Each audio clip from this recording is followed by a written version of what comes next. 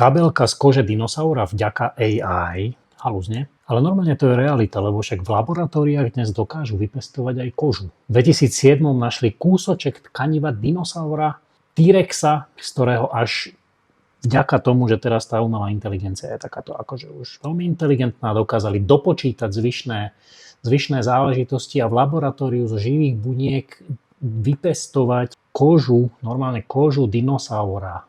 A na čo to je dobré? Rieši to napríklad to, že tie luxusné značky, ktoré používajú dodnes kožu hrocha, hada, hocikoho, bez ohľadu na nejakú etiku alebo na to, že v akých podmienkach žijú, či ako sú usmrcované a trápené tie zvieratá, tak sa nevedia toho vzdať, lebo podľa nich je to najkvalitnejšie a nič to nenahradí.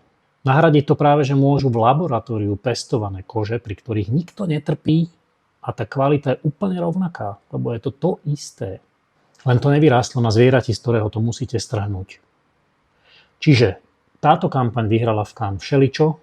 Čo bolo cieľom je vlastne zlepšiť to PR, aby luxusné značky si všimli, že akože toto môže byť normálne, že cesta, ako robiť kvalitné, luxusné, super veci bez toho, aby ste trápili zvieratá.